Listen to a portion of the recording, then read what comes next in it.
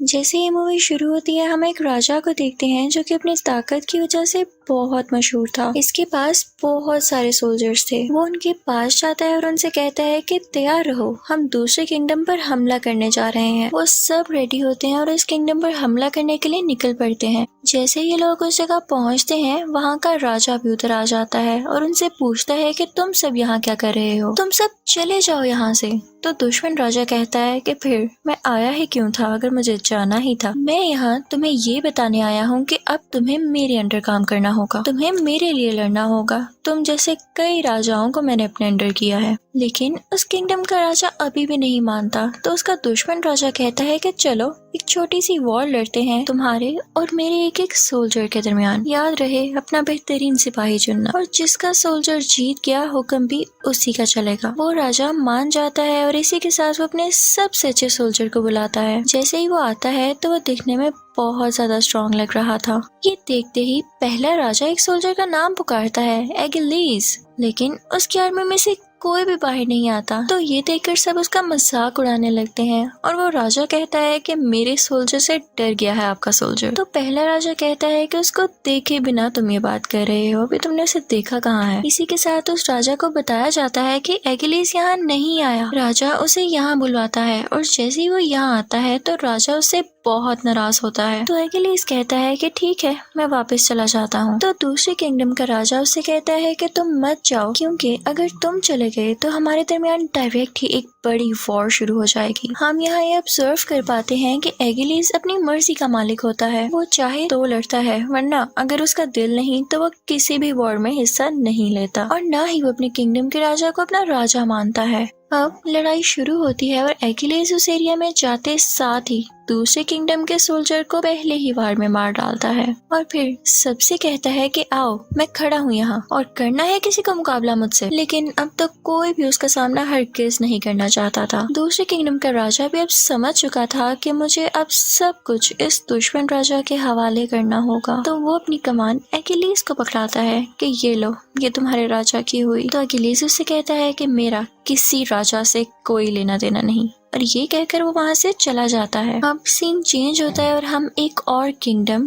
Troy को देखते हैं, जहाँ के एक राजा के दो बेटे होते हैं, एक हेक्टर और एक उसका छोटा भाई। हेक्टर भी बहुत फेमस वॉरियर था, बिल्कुल एगिलीस की तरह। उनके किंगडम और एक और किंगडम की बहुत लड़ाइयाँ चल रही थीं, लेकिन अब ये लोग उनसे सुलह करना चाहते थे। हेक्टर और उसकी आर्मी वहाँ जाती है और वो लोग इन्हें बहुत अच्छे से होस्ट करते हैं, इन्हें तरह तरह के खाने खिलाते हैं। इस किंगडम का राजा जहाँ पर ये लोग आए थे वो उसका छोटा भाई होता है जिसका एगिलीस सोल्जर था। इस राजा की वाइफ यानी रानी बहुत यंग और प्यारी होती है। अब इन दिनों के दौरान हेक्टर का छोटा भाई उसे पसंद करने लगता है, और जब वो टाइम आता है कि हेक्टर और उसका छोटा भाई यहाँ से चले जाएं, तो हेक्टर का छोटा भाई उस रानी को भी अपने साथ ले आता है। हेक्टर को ये बात अभी तक पता ही न थी, लेकिन उसका भाई उसे कुछ टाइम बाद उसको सारी बात बता देता है। हेक्टर उसे बहुत डांटता है कि हम सुलह करके आ रहे हैं और तुमने एक नई जंग तैयार कर ली। वो फैसला करता है कि वो रानी को वापस छोड़ कर आएगा और माफी भी मांगेगा, लेकिन उसका भाई कहता है कि मैं हरगिज़ ऐसा होने नहीं दूंगा, ये जहाँ जाएगी मैं इसके साथ हूँगा। अब हेक्टर कुछ नहीं कर पाता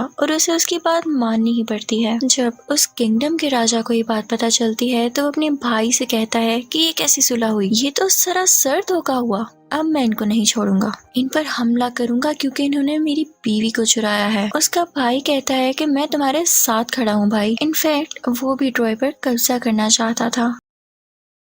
अब वो लोग चाहते थे कि इस वॉर में एगिलीस भी उन्हें ज्वाइन करे, लेकिन जब एगिलीस से पूछा जाता है तो वो उन्हें साफ साफ मना कर देता है, क्योंकि वो राजा काफी जालिम था और एगिलीस था कूल किस्म का बंदा, इसलिए वो उसके लिए लड़ना ही नहीं चाहता था। रात को वो राजा खुद ही प्लान कर रहा होता है कि किस तरह से ट्रॉय पर अटैक करना है। तो वहाँ एक आदमी उसे कहता है कि एगिलीस के बगैर ये तो इम्पॉसिबल है। तो वो आदमी उसे कहता है कि आप उससे बात तो करके देखेंगे, बहुत बड़ी वॉर होने वाली है। तो वो राजा एगिलीस के पास एक आदमी को भेजते हैं जो जाके एगिलीस से कहता है कि ये हमारी इज्जत का मसला है, ये बहुत बड़ी वॉर होने वाली है और अगर तुम हमारे साथ लड़ोगे तो लोग तुम्हारा नाम हमेशा याद रखेंगे और तुम यही तो चाहते हो। एकिलीस चाहता भी यही था, तो ये सुनकर वो खामोश हो जाता है। एकिलीस मशवरा करने के लिए अपनी मदर के पास जाता है, तो उसकी माँ उससे कहती है कि ये जंग बहुत भयानक होने वाली है और कोई नहीं जानता कि अगर तुम यहाँ जाओ तो वापस आओ भी या नहीं। लेकिन एक बात जरूर है, अगर तुम इस जंग में मारे गए तो लोग तुम्हारा नाम रहती दुनिया तक याद रखेंगे। अब हम देखते हैं कि ये सब लोग उस जंग की तैयारी में बहुत सारी शिप्स लेकर निकल पड़ते हैं। दूसरी तरफ हम हेक्टर को देखते हैं जो कि अपने फादर के पास जाता है, यानी ट्रॉय के किंगडम के राजा के पास। वो कहता है कि हमें उस राजा की बीवी को वापस छोड़ाना चाहिए, इससे पहले कि बहुत बड़ा हमला हो और हम सब मारे जाएं। तो ट्रोय का राजा कहता है कि इसमें उस रानी की भी तो मर्जी थी और मैं किसी का दिल नहीं तोड़ सकता। तो हेक्टर कहता है कि एक दिल टूटना हजारों लोगों की जान जाने से बेहतर है, लेकिन वो राजा उसे वापस भेजने पर तैयार नहीं होता। तो आगे से हेक्टर कहता है कि आप जानते भी हैं कि वो दोनों राजा कितने जालिम हैं। वो अपनी बहुत बड़ी फौज के साथ यहाँ पर आएंगे और हमें मार डालेंगे। तो ट्रोय का राजा कहता है कि बेटा, आज तक हमें कोई हाथ नहीं लगा सका क्योंकि हमारे किंगडम की दीवारें हैं ही इतनी ऊंची। और तुम फिक्र नहीं करो, वो जितनी भी फौज ले आए, हमारी दीवारें इतनी मजबूत हैं कि कोई अंदर नहीं आ सकता। लेकिन हेक्टर अभी भी बहुत परेशान था क्योंकि कहीं ना कहीं वो जरूर जानता था कि ये आगे जाके बहुत बड़ा मसला होने वाला है। दूसरी तरफ हम देखते हैं कि वो दोनों राजा ट्रॉय किंगडम पर हमला करने के लिए बहुत सारी शिप्स लेकर और आर्मी लेकर निकल पड़ते हैं। लेकिन समंदर में उनके बहुत आगे एक और शिप होती है। उन्हें पता चलता है कि ये शिप तो एकिलीस की है। राजा कहता है कि अब क्यों आया है ये, कहीं इसका कोई और मकसद तो नहीं है, ये इसलिए तो नहीं आगे ये वहाँ जाकर खुद वो जगह फतह कर ले। अभी वो लोग ये सोच ही रहे होते हैं कि एकिलीस वहाँ पर पहुँचकर उन सब सोल्जर से खुद ही लड़ना शुरू हो जाता है। उसकी इतनी शानदार लड़ाई देखकर शिप में मौजूद सारे के सारे सोल्जर उसका नाम पुकारने लगते हैं, उसे चीयर अप करने लगते हैं। ये देखकर राजा को काफी गुस्सा आता है कि हमेशा से ऐसे हुआ, जितनी भी वॉर्स हमने लड़ी उसमें एकिलीस का ही नाम लिया गया, किसी की नजर में मेरी कोई इज्जत ही नहीं है। एकिलीस अंदर जाके वो सब जगहों को लूट लेता है और तभी वहाँ पर आ जाता है हेक्टर। एकिलीस उससे कहता है कि मैं तुमसे नहीं लड़ूंगा, असली वॉर कल स्टार्ट होगी तुम्हारे और हमारे दरमियान। फिर हम देखते हैं कि एकिलीस एक खेमे के अंदर चला जाता है और वहाँ पर एक लड़की होती है जो कि रो रही होती है। उसे एकिलीस के लोगों ने ही दूसरी औरतों के साथ कैद किया था। वो इनफैक्ट हेक्टर की कजन थी। वो कहती है कि तुमने हमारे लोगों को मारा, हम इसका बदला जरूर लेंगे। एकिलीस उसके पास जाता है और कहता है कि तुम्हें मुझसे डर लग रहा है। तो वो लड़की कहती है कि नहीं। एकिलीस समझ जाता है कि कोई अच्छी लड़की है, ये जाहिर है ये हेक्टर की कजन है तो शाही खानदान से ही हुई ना। एकिलीस उसे कुछ नहीं कहता और राजा के पास चला जाता है। राजा उससे कहता है कि जंग जीतकर तुम ये समझ रहे हो कि लोग तुम्हें याद रखेंगे, ये किंगडम तो मेरा है और मैं ही इसका राजा हूँ। तुमने पहले जाकर चालाकी क्यों की और तुमने तो इनका सब माल भी लूट लिया। तो एकिलीस कहता है कि जितना भी मैंने पैसा लूटा, जितना भी माल लूटा, वो अब मेरी तरफ से तोहफा रख लें। तो राजा कहता है मुझे इस सब की कोई जरूरत नहीं और तभी वो अपने सोल्जर्स को ऑर्डर देता है कि उस लड़की को लाया जाए। ये वही लड़की थी जिससे एकिलीस अभी अभी बात कर रहा था। उसे बहुत बेदर्दी से लाया गया था। तो एकिलीस को ये देख कर गुस्सा आता है, तो वो एकिलीस से कहती है कि छोड़ो, मैं नहीं चाहती कि मेरी वजह से और कोई मरे। तो एकिलीस खामोश हो जाता है। राजा जब ये देखता है तो उस लड़की के पास जाता है और कहता है कि आज ये मेरी खिदमत करेगी। ये सुनकर एकिलीस को बहुत गुस्सा आता है। वो उसे धमकी देकर वहाँ से चला जाता है कि मैं तुम्हें जिंदा नहीं छोड़ूंगा, बस कुछ दिन की बात है। फिर हम एकिलीस को एक जगह पर बैठा हुआ देखते हैं। उसके साथी यानी पर्सनल सोल्जर्स उसके पास आते हैं और कहते हैं कि उठें, तैयार हो, हमें वॉर पर जाना है। तो एकिलीस कहता है कि मैं उनके खिलाफ कोई वॉर नहीं लड़ने वाला और ना तुम लोग लड़ोगे। अब हम देखते हैं कि सुबह होती है। एक तरफ हेक्टर और उसका छोटा भाई होता है और एक तरफ वो दोनों जालिम राजा जो कि आपस में भाई थे।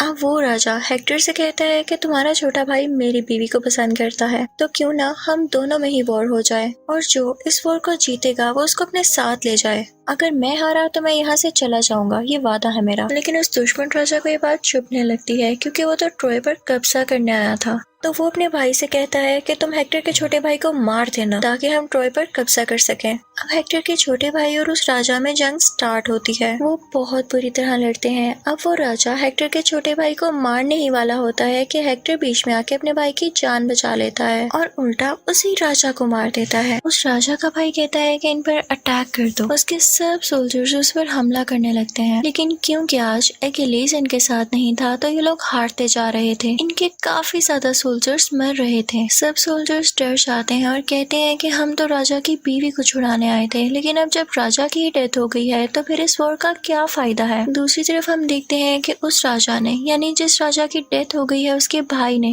उस लड़की को कुछ सोल्जर्स के हवाले कर दिया था, यानी वही लड़की जो हेक्टर की कजन थी। वो सोल्जर्स उसे टॉर्चर कर रहे होते हैं, उसके साथ बदतमीजी कर रहे होते हैं और तभी वहाँ पर अकिलीस आ जाता है और उन्हें मार देता है और फिर उसे अपने साथ खेमे में ले आता है। वो दोनों आपस में बातें करने लगते हैं तो अकिलीस उसे कहता है कि तुम परेशान नहीं हो, हर चीज टेम्परेरी होती है, वक्ती होती है, वक्त के साथ सब कुछ ठीक हो जाएगा। वो लड़की उससे कहती है कि मुझे तो लगा था कि तुम भी जालिम हो, लेकिन तुम दिल के अच्छे हो। अब हम देखते हैं कि अकिलीस सो जाता है और वो लड़की उसके पास आती है उसको मारने की नीयत से। अकिलीस की आंखें बंद होती हैं, लेकिन उसे फिर भी पता चल जाता है कि ये मुझे मारने आई है। वो उससे कहता है कि मार दो मुझे, तो वो कहती है कि अगर मैंने ऐसा ना किया तो तुम दूसरे लोगों को भी मार दोगे, तो बताओ मैं क्या करूँ। तो अकिलीस कहता है कि हाँ मैं तो मारूंगा ही, तुमने मुझे मारना है तो मार दो। तो वो उसे नहीं मारती और उनमें सुलह हो जाती है। वो उससे कहता है कि मैं तुम्हारे किंगडम पर अब हमला नहीं करूंगा और वो अपना सारा सामान शिप में डलवा देता है। लेकिन तभी हम देखते हैं कि उस किंगडम के सोल्जर्स रात को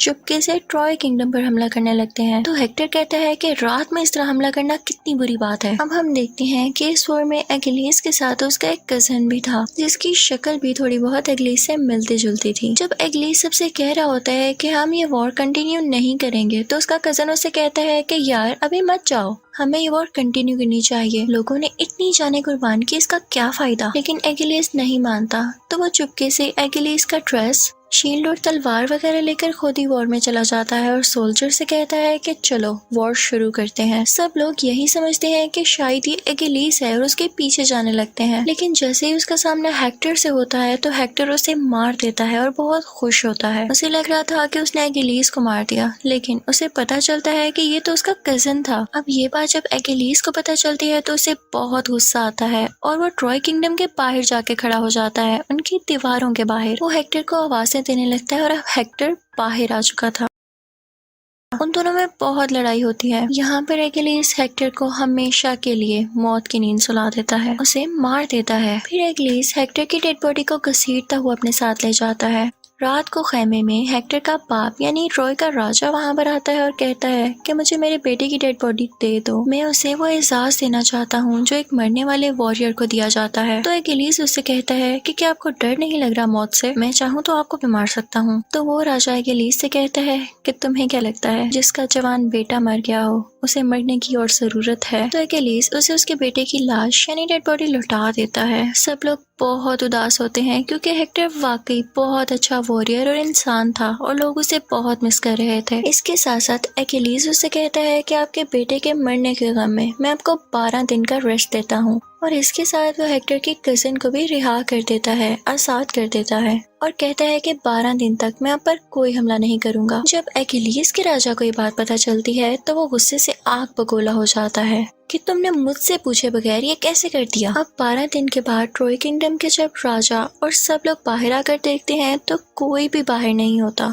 सिर्फ लकड़ी का बना हुआ एक बड़ा सा घोड़ा होता है और उसके आगे कुछ मरे हुए लोग पड़े होते हैं। ट्रॉय किंगडम के लोग कहते हैं कि इन्होंने हमारे रिलीजियस जगहों पर अटैक किया इसलिए इनको सजा मिली। वो समझते हैं कि सब मारे जा चुके हैं और कुछ डर के भाग गए हैं। अब वो प्लान करते हैं कि हमारी रिलीजियस जगह तो सब तबाह हो चुकी हैं, तो हम इस घोड़े को अंदर ले आते हैं और अब वो इसे अंदर लेके आ चुके थे। वो सब लोग बहुत खुश होते हैं और लाइट फील कर रहे होते हैं कि हो सकता है हम ये जंग जीत गए हों, क्योंकि उन्हें दूर दूर तक कोई भी नजर नहीं आ रहा था। रात होती है और वो सब लोग बेफिक्र होकर सो जाते हैं, लेकिन वो घोड़ा खाली नहीं था, उसके अंदर अकिलीस और उसके कुछ सोल्जर्स थे। अकिलीस का राजा भी कुछ सोल्जर्स के साथ उस कैसल के बाहर छुपा हुआ था। जैसे ही रात होती है अकिलीस मौका देखकर उस घोड़े से बाहर आता है और ट्रॉय किंगडम के सारे दरवाजे खोल देता है, जिससे वो राजा और सब सोल्जर्स अंदर आ जाते हैं। वो अंदर आके सब लोगों को मार देते हैं और वो जालिम राजा ट्रॉय किंगडम के राजा को भी मार देता है। फिर हम हेक्टर की कजिन को देखते हैं जो कि दुआ मांग रही होती है कि सब ठीक हो जाए, लेकिन तभी पीछे से वो जालिम राजा आता है और उसके साथ बदतमीजी करता है।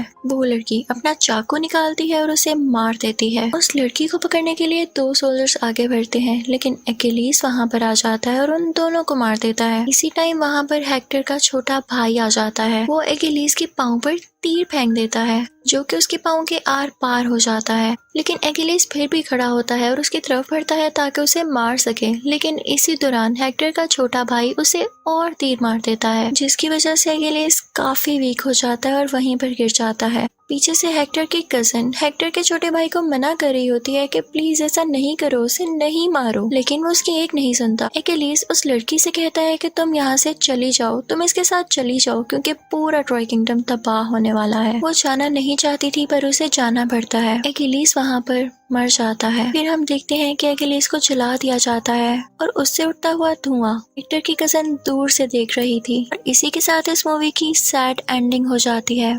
Thank you for watching.